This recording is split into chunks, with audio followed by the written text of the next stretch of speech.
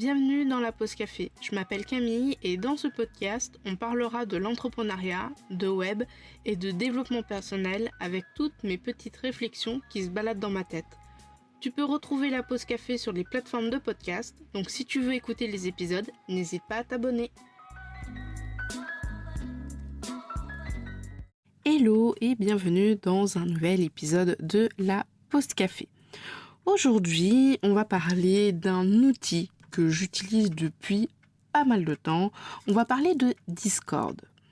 Et en particulier, le fait de créer sa communauté avec Discord. Il y a de plus en plus d'indépendants et d'indépendantes qui construisent leur propre communauté sur plusieurs plateformes différentes. Que ce soit Instagram, la newsletter, peut-être une chaîne YouTube, un podcast, un blog, etc., etc. Alors imagine s'il y avait un outil, un endroit où tu pourrais retrouver toute ta communauté. Toutes celles d'Instagram, toutes celles du podcast, toutes celles de ton blog au même endroit. Ça serait quand même vachement pratique. Et c'est du coup ce qu'on va voir aujourd'hui avec notamment l'outil Discord. Déjà, première question qu'on va se poser, c'est tout simplement, c'est quoi Discord ? En fait, Discord, c'est un logiciel gratuit qui te permet de mettre en place un espace. On appelle ça un serveur. Pour créer une communauté. Discord est disponible sur la plupart des plateformes, ordinateur, mobile, Mac. Plus récemment, en septembre 2022, sur Xbox, j'attends avec énormément d'impatience son intégration à PlayStation et la Switch. De base, c'est un outil qui a été créé pour le gaming, mais il y a énormément de gens et de communautés différentes qui commencent à s'installer dessus, notamment à cause du Covid. Il y a eu pas mal de serveurs Discord d'étudiants, de serveurs Discord de salariés, d'entreprises, donc ça commence à se démocratiser un petit peu plus. Ils ont même une petite mascotte qui s'appelle Wumpus, actuellement en vente à peu près à $50. Elle est vraiment très très mignonne. Maintenant, on va parler des principales fonctionnalités de Discord. Comme je te le disais, avec Discord, tu vas pouvoir créer un espace pour y faire des salons textuels, mais également vocaux et vidéo. Mais pas que. Tu vas aussi pouvoir créer des rôles qui vont te donner plus ou moins des permissions en fonction de ce que le propriétaire du serveur aura paramétré. Par exemple, si j'ai le rôle administrateur, je peux vraiment configurer la moitié du serveur, le 3/4 du serveur, on va dire à 98% du serveur.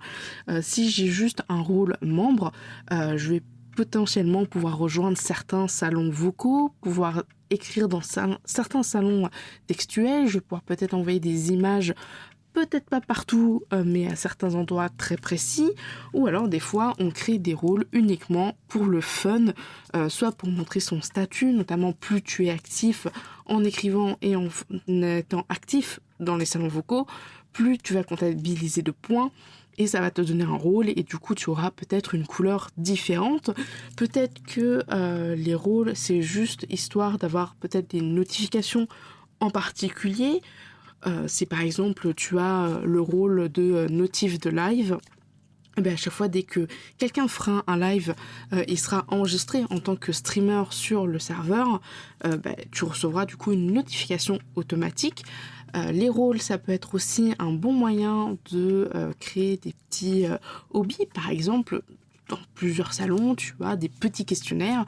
Quels sont tes hobbies entre la lecture, le cinéma, les jeux vidéo, le sport. Et quand tu cliques, hop, ça te met un rôle en particulier. Et du coup, ça te fait un petit peu une fiche, un peu comme une fiche d'un dresseur Pokémon. Voilà, ça te fait une petite fiche. Et du coup, les gens, quand ils vont cliquer sur ton profil dans ce serveur-là, ils vont avoir des informations vagues, mais des informations sur toi. Tu vas aussi pouvoir, avec les rôles, pouvoir mentionner uniquement les rôles. Donc ça, c'est avec les notifs de live. Tu vas également pouvoir changer le pseudo sur le serveur, être autorisé ou pas à créer une invitation, etc., etc. On peut créer du coup des rôles par hiérarchie, administrateur, modérateur, membre, visiteur, etc., etc. On peut créer des rôles par métier, développeur, copywriter, graphiste, par hobby, cuisine, lecture, jeu, etc., etc. C'est vraiment à toi de choisir quand tu crées ton serveur. Tu peux créer des rôles comme tu le souhaites avec les noms que tu souhaites. Par exemple, sur certains serveurs que j'ai pu administrer en tant que propriétaire, j'avais des rôles avec l'alphabet grec, donc alpha, bêta, gamma, iota, etc., etc. Et plus on descendait vers le Z, plus les membres étaient, entre guillemets, hiérarchiquement parlant, plus bas dans l'échelle. J'ai aussi eu des serveurs avec le nom de divinité japonaise et des divinités au niveau grec et romaine avec l'Olympe, etc. Donc avec les dieux principaux et ensuite les dieux secondaires, tertiaires, etc. etc. Donc c'est vraiment à toi d'avoir des rôles que tu veux. Hein. Tu pourrais très bien avoir des rôles uniquement avec des emojis, pas très pratique cependant pour la mention, ou avoir des rôles uniquement avec des lettres A, B, C, D, E ou avec des chiffres. Ça, c'est vraiment toi qui gères ça. Tu peux également ajouter des bots. Alors en vrai, dans le langage de Discord, on appelle ça des bots, mais on pourrait très bien appeler ça en français des robots. Alors des robots, des bots, qu'est-ce que c'est ? En gros, ce sont des petits robots, des petits trucs tout mignons qui vont te permettre de développer encore plus ton serveur et de rajouter des fonctionnalités en plus. Leurs jobs sont vraiment super larges étant donné que n'importe qui peut faire un bot Discord parce que Discord met à disposition une librairie qu'on peut coder en Python, en JavaScript, en tout cas à l'époque quand je codais encore des bots, et une grande documentation pour pouvoir vraiment créer le bot en fonction de tes besoins. Attention, quand je dis que tout le monde, n'importe qui peut créer un bot, effectivement, n'importe qui peut avoir accès aux connaissances et à toute la documentation nécessaire pour comprendre le fonctionnement et se lancer dans l'apprentissage d'une création de bot. Par contre, ça demande du temps, ça demande de la rigueur. C'est vraiment comme si on apprenait tout un nouveau langage. Donc oui, n'importe qui peut créer un bot Discord, mais n'importe qui ne peut pas vraiment le faire dans le sens où ça demande énormément de temps, ça demande énormément de régularité et c'est quand même assez compliqué. On peut avoir des bots pour différentes façons. On peut avoir des bots pour avoir des jeux quotidiens. Par exemple, il y a beaucoup de bots où on va pouvoir pêcher, donc avec une commande /pêche, par exemple, dans un salon en particulier ou n'importe où. On va pouvoir pêcher un poisson et c'est notre poisson quotidien et puis ça va nous faire gagner de l'argent, on va pouvoir le vendre, etc. Et ensuite, avec l'argent qu'on aura gagné de notre pêche, on va pouvoir, par exemple, modifier notre profil sur ce bot-là et sur ce serveur-là. Donc c'est vraiment un mini-jeu quotidien à faire. Il y a vraiment des personnes qui sont vraiment très réguliers et ça demande beaucoup de temps et de patience, mais c'est quand même assez fun de proposer ça sur tes serveurs. Tu vas également pouvoir avoir des bots pour faire des messages de bienvenue de façon automatique. Dès que quelqu'un rejoint le serveur, tu peux très bien lui envoyer une notification ou un MP avec un bot, à condition que l'utilisateur ait accepté les messages privés venant des membres des serveurs. Cependant, depuis quelques années, quelques mois déjà, Discord propose déjà cette fonctionnalité-là, notamment avec le fait d'activer l'option de communauté.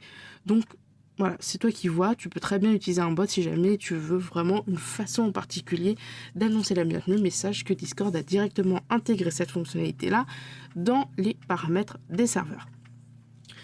Tu vas pouvoir avoir des rôles en automatique, c'est-à-dire que quand quelqu'un arrive sur ton serveur, il a un rôle mis automatiquement. Tu vas pouvoir aussi avoir un système de tickets.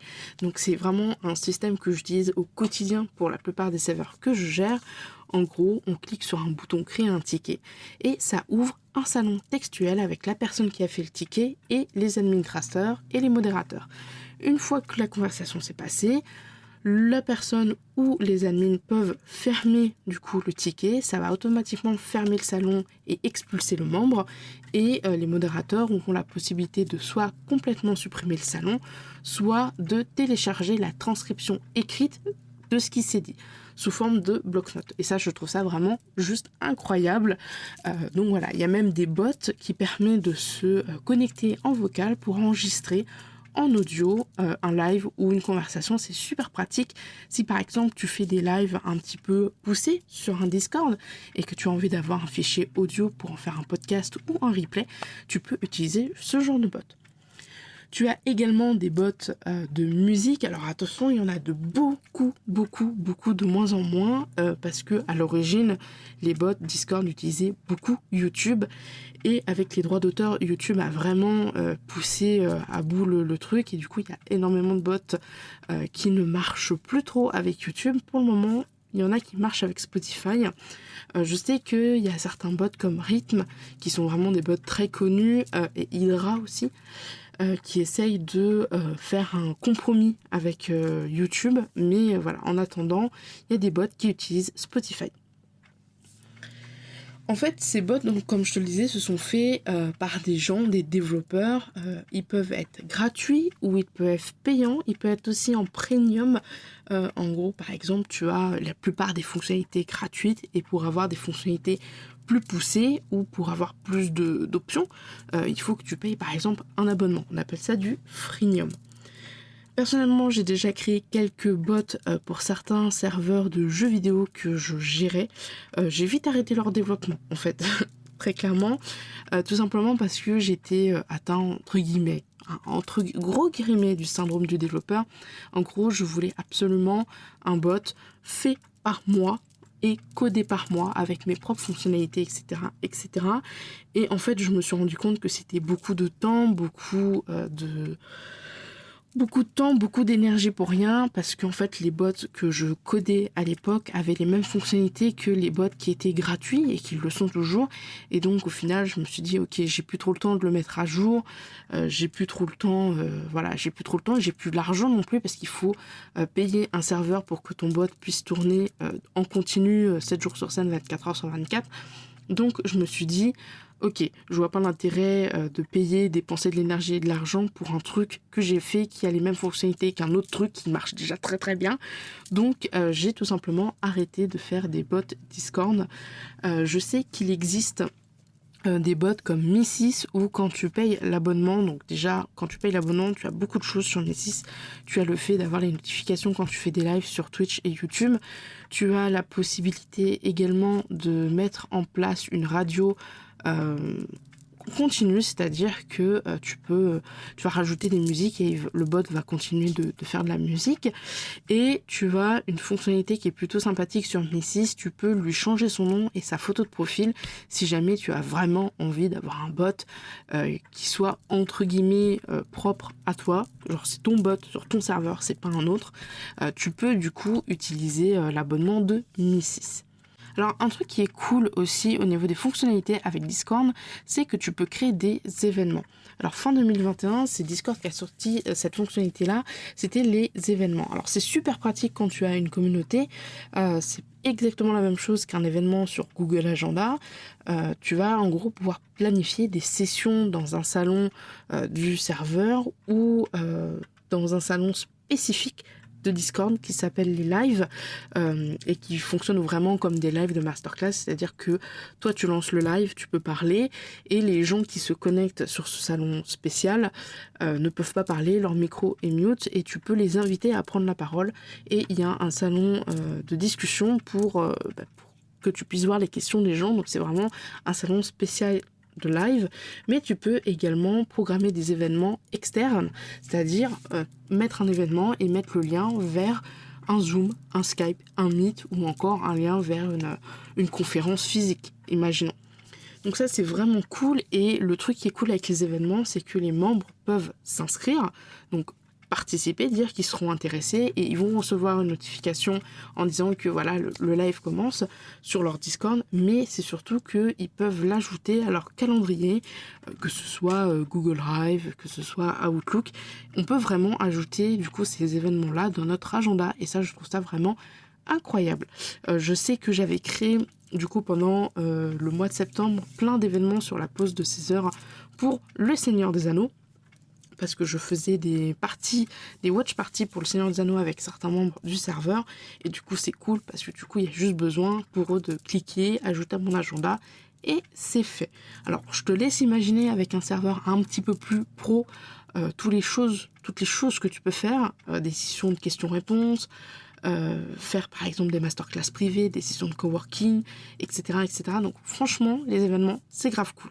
Et il y a une fonctionnalité aussi qui est vraiment pas mal, que Discord a mis en place là en septembre 2022, ce sont les forums qui permettent vraiment de créer des forums où les gens peuvent poster, peuvent réagir, etc., etc. Donc c'est vraiment cool. Et je suis du coup en train de créer un Discord, mais ça, on en parle après, parce qu'il y aura vraiment une partie forum. Donc je t'en parle un petit peu plus loin dans cet épisode de podcast et un petit peu plus loin dans l'article de blog. Alors, globalement, on va passer vraiment au sujet principal, parce que là, je t'ai juste parlé un petit peu de ce que c'est Discord, mais grosso modo, pourquoi, à mon avis, c'est intéressant de faire sa communauté sur Discord. Alors, s'il y a 2-3 ans, on parlait du marketing de création de contenu comme vraiment la stratégie de création de contenu, c'est vraiment la seule stratégie au monde qui existe pour convertir des visiteurs, des prospects en clients. Grossièrement, en ce moment, 2022-2023, on n'est plus trop sur de la création de contenu. En fait, il y a eu énormément de création de contenu ces dernières années, surtout avec le Covid, le confinement, parce que les gens avaient le temps de créer du contenu, étant donné qu'on était un peu coincés chez nous. Donc, on s'est retrouvé sur Internet avec énormément de contenu en tout genre, du contenu qualitatif et du contenu beaucoup moins qualitatif. En fait, on est submergé de contenu. On est submergé de contenu, que ce soit partout, que ce soit Instagram, que ce soit les lives, que ce soit YouTube, les newsletters, les articles de blog, les masterclass, les formations. Bref, on a du contenu partout d'un point de vue professionnel, voilà. Et même pas d'un point de vue professionnel, je pense qu'on est submergé de contenu. Le problème, c'est que à être trop submergé de contenu, on n'arrive plus à vraiment voir le fond véritable de la création de contenu. C'est-à-dire apprendre les choses, emmagasiner, faire sa propre petite bibliothèque d'informations dans sa tête. Et du coup, je pense que 2022, fin 2022, déjà 2022, je l'ai ressenti, et 2023, on recherche vraiment du contenu, mais du contenu vraiment qualitatif en mode genre plus, quoi. Du caviar du contenu, voilà. Et je pense qu'en 2023, en fait, ce qui va faire la différence, c'est ceux qui font de la création de contenu pour juste faire de la création de contenu et ceux qui font de la création de contenu pour répondre aux attentes de leur cible, de leurs clients idéaux, de leur audience, tout simplement.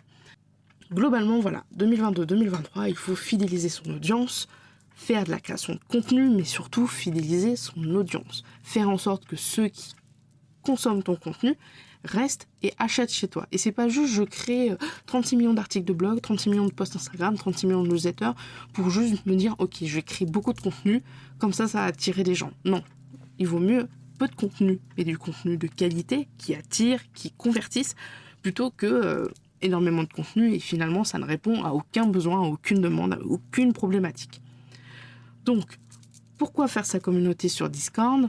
Pour regrouper ton audience. Comme je te le disais un petit peu avant, il faut fidéliser son audience. Et il y a trop de contenu. Donc, tout le monde fait la même chose.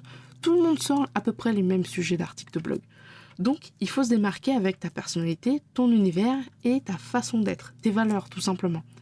Et avoir un Discord pour regrouper ton audience, c'est vraiment pertinent. Pourquoi ?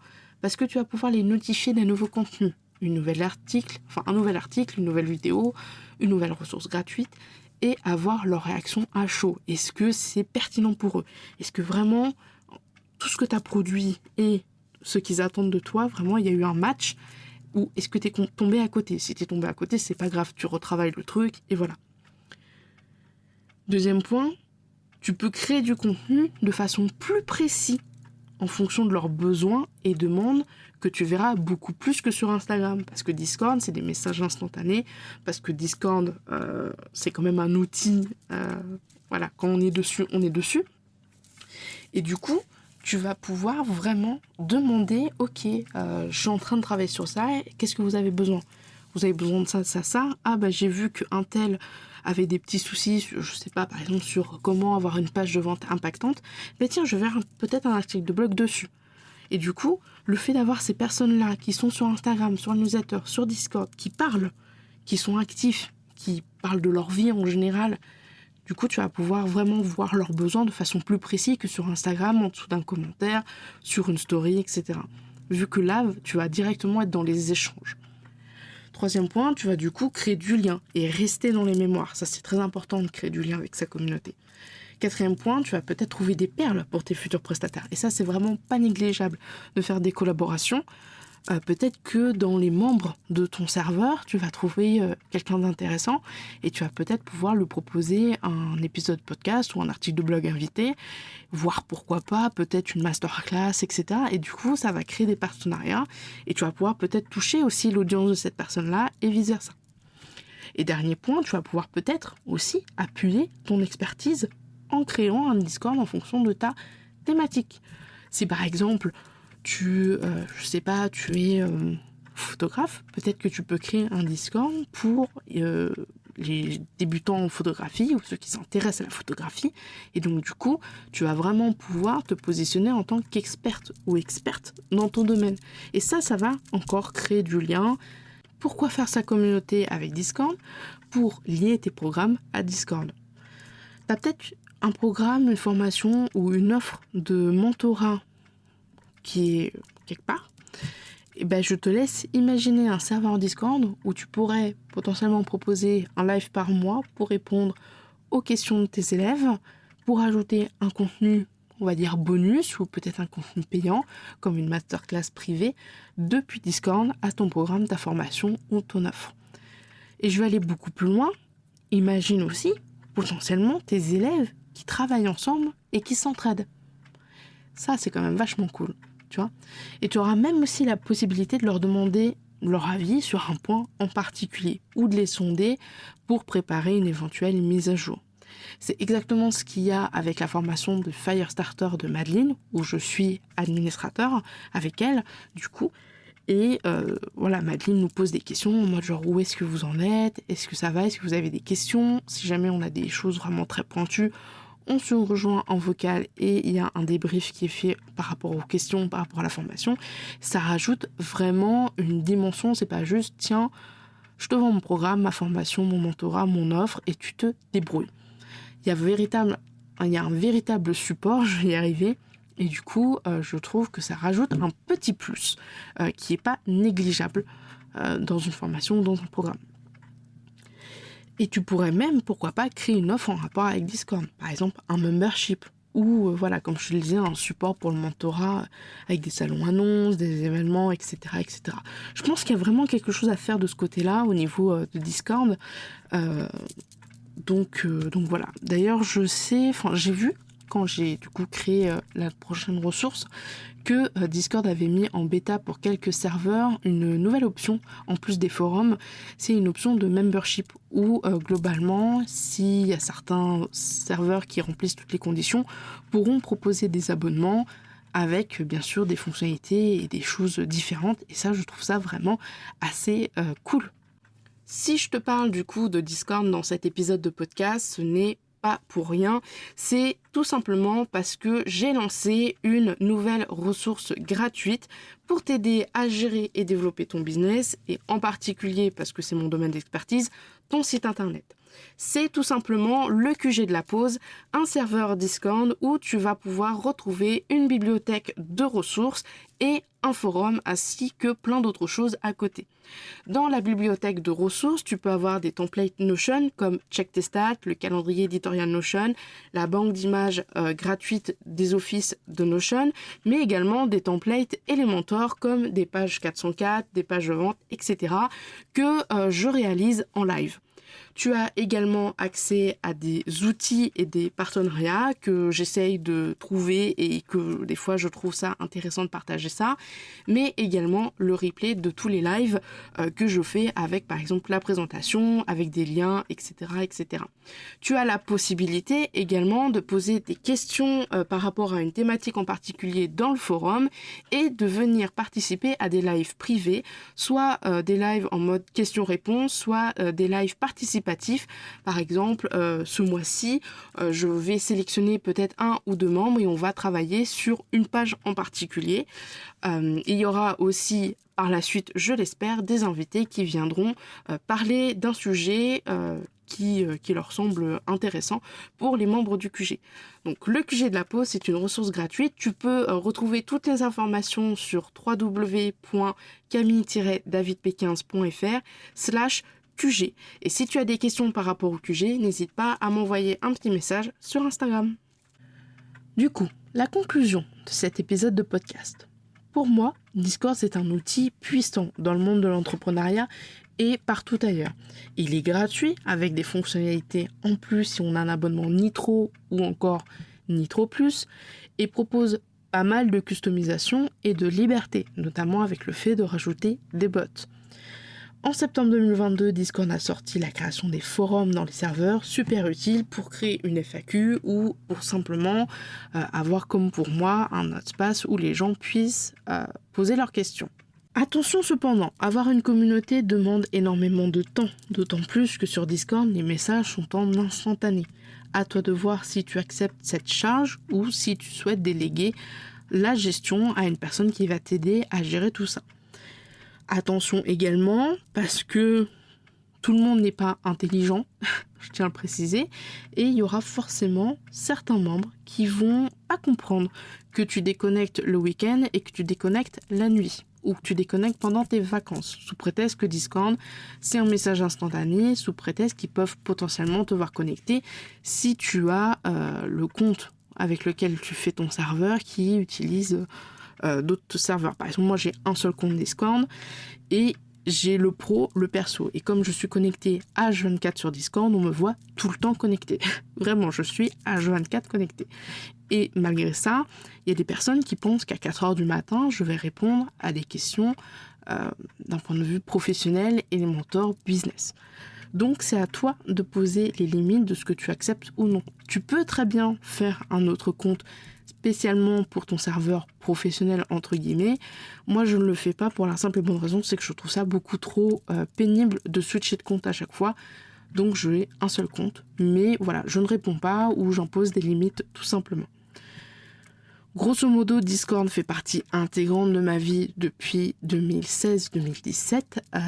Voilà, je suis tout le temps dessus. Dès que j'allume mon ordinateur, j'allume Discord. Ça me dérange absolument pas, après une bonne journée de travail, de venir en vocal avec des membres de mes autres serveurs, de discuter, de raconter nos journées, de simplement se connecter en vocal et chacun fait son truc de son côté. Moi, je joue, d'autres regardent des séries. Voilà. Franchement, c'est vraiment un outil que j'aime énormément. Et je sais qu'il y a une guerre entre Slack et Discord, mais je préfère Discord tout simplement parce que ça a été vraiment le premier outil que j'ai vraiment utilisé et que Slack, je l'utilise très très peu. Et Slack, je le trouve vraiment très coincé. C'est-à-dire que quand j'utilise Slack, je trouve que Slack, c'est vraiment professionnel. Alors que Discord, je pense que c'est avec leur communication, je trouve ça beaucoup plus chill, beaucoup plus amusant, beaucoup plus fun, beaucoup moins prise de tête, beaucoup moins gnangnan dans le sens où voilà, c'est beaucoup plus décontracté, parce qu'à la base Discord, je rappelle, c'est pour les gamers. Mais voilà, je préfère Discord, certains préfèrent Slack. Je suis sur les deux, mais c'est vrai que Discord, c'est vraiment mon chouchou. Voilà. C'est tout pour cet épisode de podcast. J'espère qu'il t'aura plu. Si jamais tu as une question par rapport à Discord, par rapport au QG de la pause, n'hésite pas à venir sur Instagram me la poser. Sinon, si l'épisode t'a plu, n'hésite pas à me laisser un petit avis et une petite note, ça fait toujours plaisir. Et je te retrouve très prochainement pour un autre épisode de podcast, un autre article de blog ou une autre vidéo sur YouTube.